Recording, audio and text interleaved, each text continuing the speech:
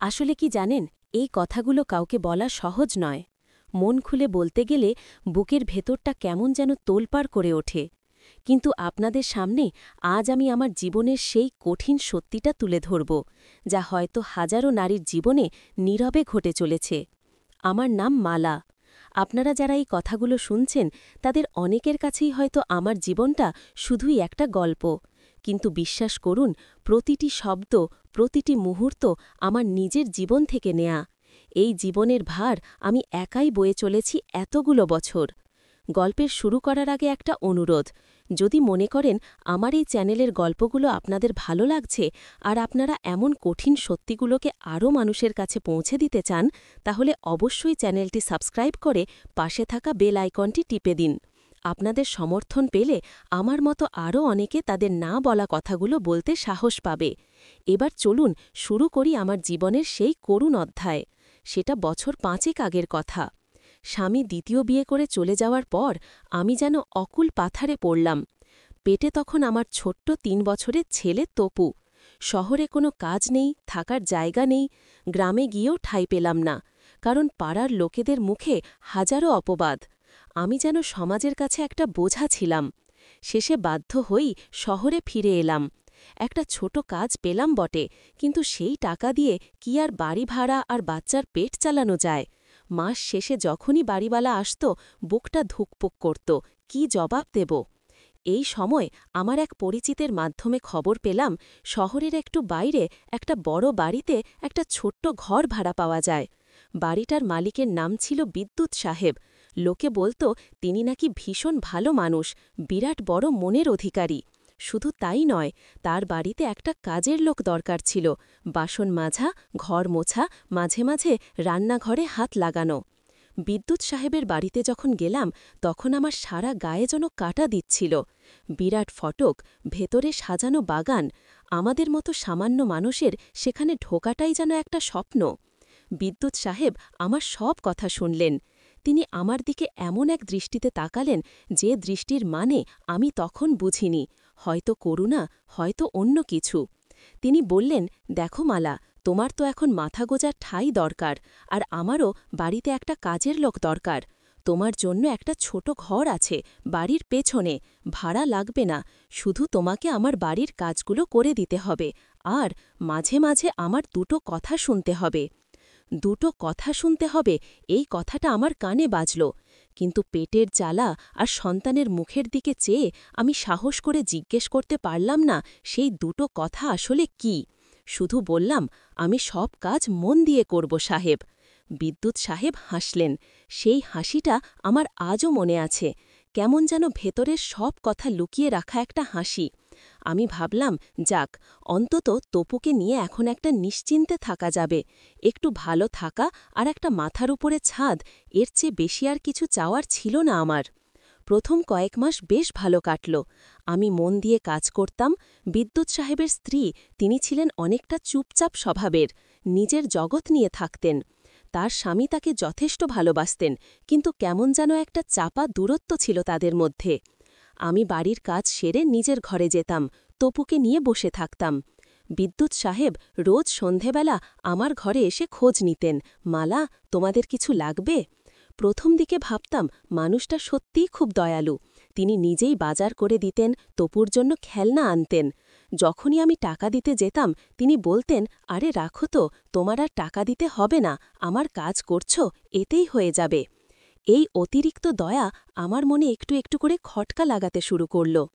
একদিন রাত প্রায় 10টা হবে, আমি নিজের ঘরে বসে সেদিনের বাসন মেজে হাত ধুচ্ছি।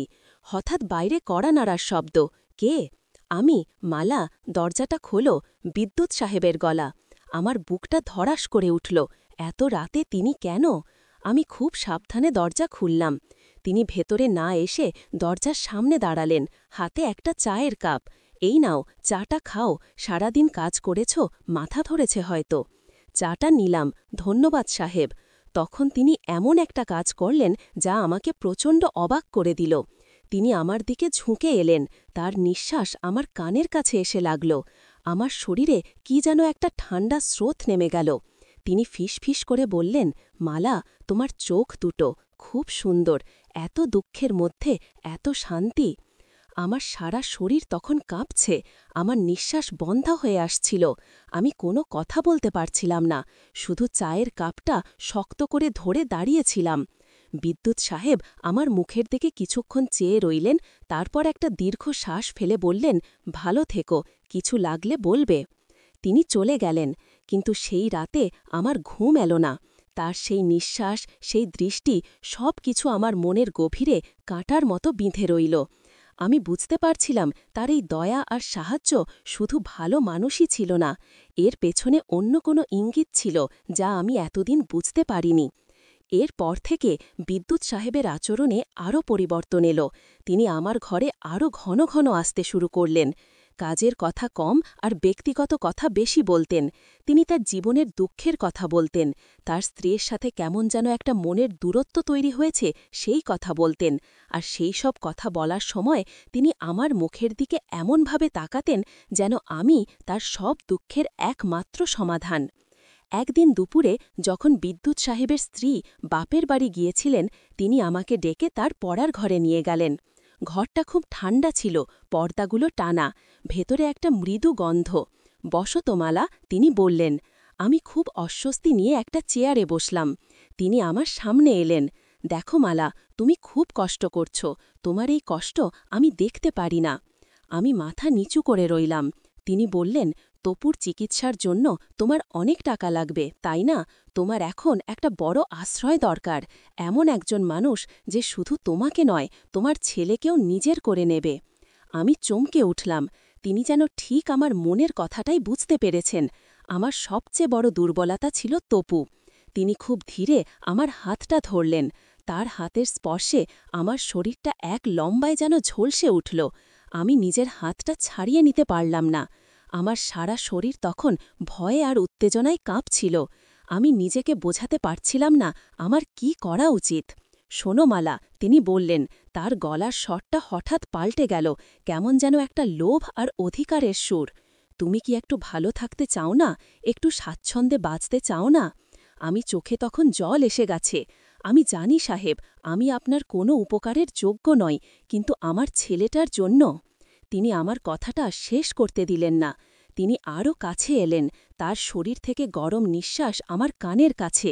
আর কিছু না, শুধু তুমি মাঝে মাঝে আমার কাছে একটু সময় দেবে। যখন আমি চাইব তুমি আমাকে একটু সঙ্গ দেবে, তোমার এই কষ্টের জীবনে সামান্য আরাম এনে দেবে। এটাই ছিল সেই অন্যায় আবদার। এটা কোনো সরাসরি ব্ল্যাকমেল ছিল না, কিন্তু আমার অসহায়ত্বের সুযোগ নিয়ে, আমার সন্তানের ভালোর লোভ দেখিয়ে তিনি আমার কাছে এমন একটা জিনিস চাইলেন যার সামাজিক কোনো স্থান ছিল না। এটা ছিল এক প্রকারের মানসিক ও আবেগজনিত ব্ল্যাকমেল, যাকে অস্বীকার করার ক্ষমতা আমার ছিল না। আমি নীরবে মাথা নিচু করে রইলাম। আমার মুখ থেকে একটি শব্দও বেরোল না, কিন্তু আমার নীরবতাটাই ছিল তার কাছে সম্মতি। সেই দিনের পর থেকে আমাদের সম্পর্কটা এমন এক চোরাগলির দিকে মোড় নিল যেখান থেকে ফেরা আর সম্ভব ছিল না। আমার সেই ঘরটা, যেটা এক সময় ছিল আমার একমাত্র আশ্রয়, সেটা হয়ে উঠল এক নীরব অভিশাপের কেন্দ্র। আমি তখন তার কাছে ছিলাম এক চুক্তির অংশ। আমার ভালো থাকা আর আমার ছেলের পেট ভরার বিনিময়ে আমি যেন নিজের আত্মসম্মানটাকেই বন্ধক রেখেছিলাম। যখনই তিনি আমাকে ডাকতেন, আমার সারা শরীরে এক শীতল স্রোত বইত। আমি জানতাম এখন আমাকে যেতে হবে। নিজের ইচ্ছার বিরুদ্ধে মনকে শক্ত করে আমি তার ঘরে ঢুকতাম। একদিন রাতে বাইরে তখন ঝমঝম করে বৃষ্টি পড়ছে। তিনি আমাকে তার ঘরে ডাকলেন। তার স্ত্রী তখন ঘুমোচ্ছিলেন অন্য ঘরে। ভেতরে মৃদু আলো, ঘরটা একদম শান্ত, শুধু বৃষ্টির আওয়াজ। আমি ভেতরে ঢুকতেই তিনি ধীরে ধীরে দরজাটা বন্ধ করে দিলেন। আমি দেয়ালে পিঠ ঠেকিয়ে দাঁড়িয়ে রইলাম। আমার চোখ তখন ভয় আর অপরাধবোধে ছলছল করছে। তিনি আমার দিকে এগিয়ে এলেন, তার চোখে তখন এক গভীর দৃষ্টি। সেই দৃষ্টিতে ছিল অধিকারবোধ, ছিল এক চাপা আকাঙ্ক্ষা। মালা, তিনি ফিসফিস করে ডাকলেন। আমি কোনো কথা বললাম না। তিনি আরও কাছে এলেন। আমাদের নিঃশ্বাস প্রায় মিশে যাচ্ছিল। আমার বুক ধরফর করছিল। আমার মনে হচ্ছিল যেন আমি নিজের শরীরের ওপর নিয়ন্ত্রণ হারিয়ে ফেলছি। তিনি খুব সন্তর্পণে আমার হাতে তার উষ্ণ হাতটা রাখলেন। সেই স্পর্শে আমার ভেতরে একটা তীব্র কাঁপনি সৃষ্টি হল। আমি নিজের চোখ বন্ধ করে ফেললাম। আমার মনে হচ্ছিল এই মুহূর্তে আমি যেন দুটো ভাগে ভাগ হয়ে গেছি। একজন মালা যে তার ছেলেকে ভালো রাখার জন্য সব সহ্য করে যাচ্ছে, আর একজন মালা যে নিজের সবটুকু স্বাধীনতা হারিয়ে ফেলছে। তিনি আমার হাত ধরে ধীরে ধীরে টেনে নিলেন তার দিকে। আমি কোনো বাধা দিতে পারলাম না। আমার শরীর যেন এক অজানা আকর্ষণে তার দিকে ঝুঁকে পড়ল। তিনি আমাকে নিজের বাহুপে জড়িয়ে ধরলেন। সেই আলিঙ্গনটা ছিল ভারী, যেন অনেক দিনের চাপা আকাঙ্ক্ষার প্রকাশ। সেই সময়টা ছিল নীরবতার, শুধু আমাদের দুজনের হৃৎস্পন্দন আর বৃষ্টির আওয়াজ। তিনি আমার কপালে খুব আলতো করে একটা স্পর্শ করলেন। সেই স্পর্শে কোনো প্রেম ছিল না, ছিল শুধুই এক ধরনের দখলদারি। কিন্তু আমার মন তখন নিজের সাথে যুদ্ধ করছিল। এই স্পর্শে কি সামান্যতম ভালোবাসাও নেই, নাকি আমি নিজের অসহায়তাকে একটা মিথ্যা মোড়ক? আমার যেন গলা শুকিয়ে কাঠ হয়ে গেল। আমার বুকটা ফেটে যাচ্ছিল। বিদ্যুৎ সাহেব দ্রুত নিজেকে সামলে নিলেন। তিনি আমাকে চোখ দিয়ে ইশারা করলেন চুপ করে থাকতে। তিনি দরজা খুলে বেরোলেন। বাইরে মাসিমার সাথে তার চাপা স্বরে কথা কাটাকাটি চলল। আমি কাঁপতে কাঁপতে চুপ করে বসে রইলাম। মিনিট পাঁচেক পর সব শান্ত হয়ে গেল। বিদ্যুৎ সাহেব ফিরে এলেন। তার মুখটা কঠিন। তোমাকে আর এখানে থাকা ঠিক হবে না মালা। তার এই কথা শুনে আমার সব রাগ, কষ্ট আর অভিমান যেন এক লহমায় ফেটে বের হল। আমি তার দিকে তাকিয়ে বললাম, ঠিকই বলেছেন সাহেব, এতদিন তো আপনার সব অন্যায় আবদার মেনে নিয়েছিলাম, কিন্তু আজ বুঝে গেলাম আমার এই অসহায়ত্বের কোনো মূল্য নেই আপনার কাছে। আমি আর এক মুহূর্ত এখানে থাকব না। আমি আর কিছু ভাবলাম না। সেই রাতেই তপুকে ঘুম থেকে জাগালাম। তাকে জড়িয়ে ধরে ব্যাগ গুছালাম। আমি জানতাম আমার হাতে এখন যে সামান্য কটা টাকা আছে, তা দিয়ে আমার হয়তো আবার সেই কঠিন জীবনের মুখোমুখি হতে হবে। কিন্তু এই বন্ধন থেকে মুক্তি পাওয়াটা আমার কাছে তখন সবচেয়ে জরুরি ছিল। ভোর হওয়ার আগেই, আলো ফোটার আগেই আমি সেই বাড়ি ছেড়ে বেরিয়ে এলাম। পেছনে একবারও তাকালাম না। শুধু মনে মনে বললাম, শুধু একটু ভালো থাকা আর খাওয়ার বিনিময়ে আমাকে ওই বাড়ির মালিকের সৎ অন্যায় আবদার মেনে নিতে হতো। কিন্তু আজ আমি স্বাধীন। আজ আমি আমার ছেলের জন্য আবার নতুন করে বাঁচতে শিখব। আমার জীবনে নেমে আসা এই অন্ধকার পর্বটা সেখানেই শেষ হল। কঠিন ছিল সেই পথ, কিন্তু মুক্তি পেয়েছিলাম আমি। এই গল্পটা শুধু আমার নয়, হয়তো হাজারো মালার।